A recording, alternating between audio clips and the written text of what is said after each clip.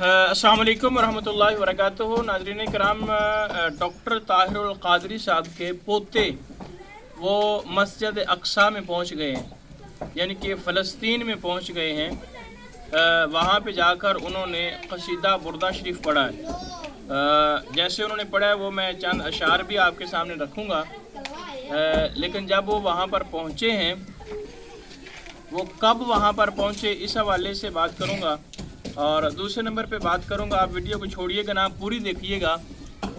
Doctor Tahirul Qadri साहब का जो नज़रिया है मसला फ़लस्तीन के ऊपर, उसकी कुछ तशरीह करूँगा। वो अल्फाज मेरे अपने होंगे। और उसके बाद फिर अभी जो हालिया दिनों में उनका एक इंटरव्यू, इस हवाले से एक एंकर ने उनसे सवालात किए हैं, उस हवाले से उन्होंने क्या बात की है। तो सबसे पहले तो जब एंकर ने उनसे सवाल किया, आपसे बल्कि रिक्वेस्ट करूंगा कि चैनल के ऊपर अगर आप नए तशरीफ़ लाए हैं तो चैनल को लाजमी सब्सक्राइब कर दीजिएगा और बेल आइकन को लाजमी दबा दीजिएगा। और जो आपके जहन में आए वो कमेंट भी कर दीजिएगा, जैसा आप समझेंगे बेहतर। डॉक्टर ताहिरुल क़ादरी साहब ने उनसे एक बंदे ने सवाल किया कि आप इस मसला में क्या कहते हैं। उन्होंने कहा कि देखिए, अगर एक बाजू को कोई तकलीफ़ हो जाए या जिस्म के किसी हिस्से को कोई तकलीफ़ हो जाए तो पूरा जिस्म उसको महसूस करता है।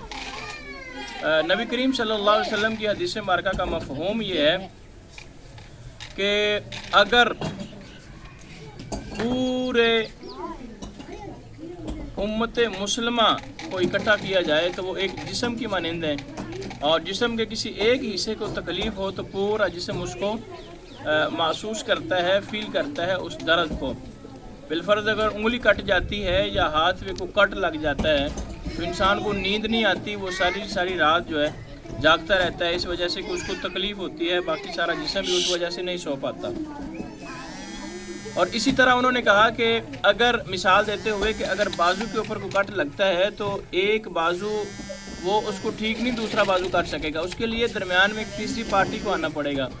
मतलब कि डॉक्टर को या किसी हकीम को कि जो इसको ठीक कर सके। ये तो एक इनफरादी तौर पे हुआ। उन्होंने कहा कि घर में कोई मसला हो तो वालिद और वालदा सुलझा लेते हैं, और इसी तरह अगर कोई शहर में हो या गांव में हो तो जो बड़ा नंबरदार होता है वो कर लेता है।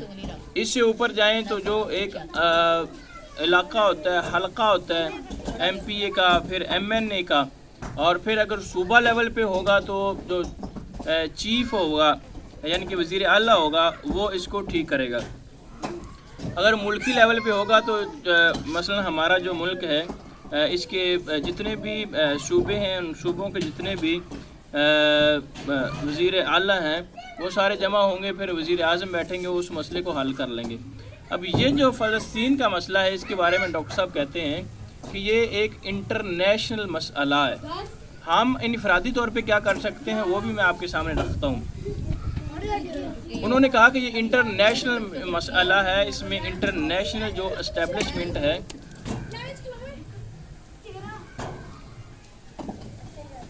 इसको मेरे पास लेकर आओ।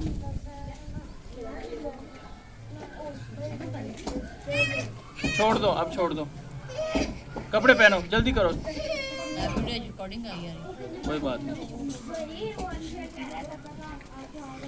तो इंटरनेशनल एस्टेब्लिशमेंट इसमें इन्वॉल्व है, और उनका ये कहना था कि जो OIC है, जो मुसलमानों का एक बनाया हुआ इदारा है, तो वो भी बिल्कुल खामोश है, चाय का अड्डा बन चुका है। और दूसरे नंबर पे UNO, वो भी बिल्कुल अक़वाम मुत्तहिदा जिसको हम बोलते हैं, वो भी एक खिलौना है उन लोगों का, जैसे उसको चाहते हैं उस तरफ वो खेलते रहते हैं। इस वक्त इसराइल के ऊपर, इसराइल जो है वो फ़लस्तीन के ऊपर बमबारी कर रहा है, तो उसकी पुश्त पनाही कर रहा है अमेरिका और बड़ी बड़ी जो क़ुव्वतें हैं वो, इसीलिए तो वो बोल नहीं रहे कुछ भी। यहाँ पे मैं एक पर्दे से आपको निकालना चाहता हूँ, जो हमारे चेहरों के ऊपर पर्दा डाला हुआ है उधर के लोगों ने। जब गाड़ी चलती है तो हम देखते हैं कि उनकी तरफ सोशल मीडिया पे तस्वीर आते हैं, बत्तख के बच्चे जा रहे होते हैं या चूज़े के बच्चे जा रहे होते हैं, या कोई भी जानवर जब सड़क क्रॉस कर रहा होता है, कुत्ते का बच्चा सड़क क्रॉस कर रहा होता है, तो उनकी गाड़ियाँ आप देखते हैं कि लाइन में रुकी हुई होती हैं और साथ ऊपर लिखा हुआ होता है, ये देखें कितने अखलाक वाले लोग हैं कि ये जानवरों को भी नुकसान नहीं देते, कि पहले उनको गुजरने देते हैं, बाद में गाड़ियाँ गुजारते हैं। कुत्ता बीमार हो जाए तो उसका इलाज भी करवाते हैं, जानवर बीमार हो जाए इलाज भी करवाते हैं। यानी कि इतना अपने आप को जाहिर करते हैं कि ये बहुत ज़्यादा लोगों के हक अदा करने वाले हैं, हकूक़ अदा करने वाले हैं। और दूसरी तरफ क्या वो फ़लस्तीन के छोटे छोटे बच्चे, मासूम बच्चे, इनके कुत्तों के बच्चों से भी ज़्यादा बदतर हैं? ये सिर्फ सफ़ेद चमड़ी है इनके ऊपर, इनके दिलों में मुसलमानों का हसद है, बुग़्ज़ है, कीना है, अदावत है, दुश्मनी है, जो ये वहाँ पे निकाल रहे हैं। मैं कल बयान सुन रहा था, मुफ्ती तकी उस्मानी साहब जो हैं वो ये कह रहे थे कि जैसे हमारे मुंह का जबड़ा है ना, दांत हैं ऊपर वाले नीचे वाले, और इसके अंदर ज़ुबान है, ये ज़ुबान को मिसाल दे रहे थे, ये इसराइल है, और जो 4 चफेरे जबड़ा है दांतों का, वो 4 चफेरे मुसलमान है वहाँ पे। ठीक है, तो कौन है जो इस पट्टी के पीछे इसको सपोर्ट दे रहा है कि मुसलमान आगे नहीं बढ़ पा रहे, और जो है वो अंदर बैठ के बमबारी किए जा रहे हैं फ़लस्तीन के ऊपर। ये हमारे जो 57 ममालिक हैं उनको इसके ऊपर एक्शन लेना चाहिए। देखिए हम क्या कर सकते हैं इसके ऊपर, हम ये कर सकते हैं कि जितनी भी उनकी मसनूआत हैं, उसमें कोको कोला है, और उसमें जो उनकी शैम्पू है, लेज़ हैं, और इस तरह की जो भी उनकी मसनूआत हैं, उनको अगर हम एक एक करके छोड़ देंगे तो काफ़ी फ़र्क पड़ेगा। अब यहाँ पे लोगों का सवाल ये होता है कि हज़रत साहब 20 रुपए की लेज़ है तो इससे क्या फ़र्क पड़ेगा उनको, या 100 की या 150 की या 130 की बोतल है तो उसका क्या फ़र्क पड़ेगा उनको अगर हम नहीं ख़रीदते तो? भाई बाबा फ़र्क पड़ता है, फ़र्क लाजमी पड़ता है। बाज़ार मिस्र है ना, वहाँ पे यूसुफ अलैहिस्सलाम जब तशरीफ़ लाए तो लोगों को ख़रीदने के लिए आए, तो वहाँ पे बड़े बड़े लोग थे, ओहदेदार थे, बड़े बड़े हीरे जवाहरात और सोने के ढेर थे। ख़रीदने के लिए जब लोग आए तो घर से एक माई अपनी सूतर की अट्टी लेकर निकली, तो लोगों ने कहा माई ये क्या, आप सूतर की अट्टी से यूसुफ अलैहिस्सलाम को ख़रीद लेंगे? उसने कहा पता मुझे भी है कि मैं नहीं ख़रीद सकती, वहाँ पे बड़े बड़े लोग हैं, माल वाले हैं, पैसे वाले हैं, ओहदे वाले, जायदाद वाले हैं, सोने हीरे जवाहरात के ढेर लगे हुए हैं, पता मुझे भी है मैं नहीं खरीद सकती, ये एक धागे की अट्टी है इससे।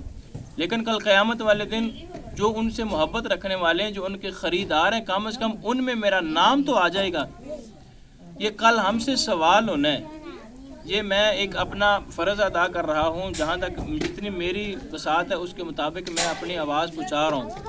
अब आप अपना चैनल है उसके ऊपर आवाज़ पहुँचाएँ, या आप फेसबुक है उसके ऊपर लिखें, या इसको अगर शेयर कर सकते हैं तो इसको शेयर करें। जितना आप अपना हिस्सा डाल सकते हैं वो लाजमी हिस्सा डालें। कल क़यामत वाले दिन अल्लाह तबारक व तआला की ज़ात ने पूछना है कि मेरी मखलूक में से बच्चे रो रहे थे, बिलक रहे थे, उनको ज़रूरत थी पानी की, तो उनके लिए आपने क्या किया? तो हम कम से कम इतना तो चेहरा दिखाने के काबिल होंगे कि हम आवाज़ उठा सकते थे, हमने आवाज़ उठाई। हदीस मुबारका भी है, अगर आप गुनाह देखें तो सबसे पहले तो ये है कि ईमान, कि आप उसको हाथ से रोकें। अगर इतनी भी ताकत नहीं है, बसात नहीं है, ये जो हमारे मुल्क के बड़े वज़ीर आज़म होते हैं, ये उनके पास ताकत होती है कि वो हाथ से रोक सकते हैं उनको। ये असअला किसके लिए है? ये हमारी फ़ौज का जो मोटो है, ये किस चीज़ का मोटो है? इसके ऊपर 3 लफ्ज़ सिर्फ लिखे हुए होते हैं, कभी आपने गौर किया है? इसके लिखा होता है ईमान, तकवा और जिहाद। और जिहाद तो अब फ़र्ज़ हो चुका है। तो ये हमने असअला क्या करना है, जब हमारे लोग जो हैं वो कटे और फटे जा रहे हैं, वहाँ पे आबादियाँ बर्बाद हो रही हैं और हर घर से जनाजे उठ रहे हैं, लिहाजा इसलिए हमें चाहिए कि इस चीज़ को हम लोगों के पास लेकर जाएं और बताएं कि अल्हम्दुलिल्लाह हम एटमी पावर हैं, तो हमने क्या करना है फिर। तो इसलिए सबसे पहली चीज़ ये है कि आप हाथ से रोकें, नहीं रोक सकते तो ज़ुबान से रोकें, अगर ज़ुबान से भी नहीं रोक सकते तो कम से कम दिल से तो बुरा जाने। اب ڈاکٹر طاہر القادری صاحب کے جو پوتے وہاں پہ پہنچے ہیں، انہوں نے جو قصیدہ پڑھا ہے اس کے میں 1-2 شعر پڑھ دیتا ہوں۔ انہوں نے پڑھا ہے مولایا صلی وسلم دائما ابدا علی حبیبک خیر الخلق كلهم یا ربی بالمصطفى بلغ مقاصدنا واغفر لنا ما مدى يا وسيع الكرم يا أكرم الخلق ما لمن ألوذ به سواك عند حلول الحديث الأمام يا أكرم الخلق ما لمن ألوذ به سواك عند حلول الحديث الأمام محمد سيد الكونين والثقلين والفريقين من عرب ومن عجم هو الحبيب الذي ترجى شفاعته لكل هول من الأحوال مقتحم۔ تو وہاں پہ کب پہنچے؟ ابھی حالیہ دنوں میں یہ وہاں پہ نہیں پہنچے، یہ اس سے پہلے یعنی کہ جب یہ معاملات ٹھنڈے تھے تب وہاں پہ پہنچے۔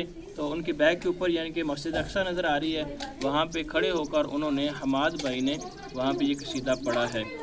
تو آپ کو کیسا لگا یہ میرا ایک پیغام آپ ضرور بتائیے گا۔ بہت شکریہ، السلام علیکم ورحمۃ اللہ وبرکاتہ۔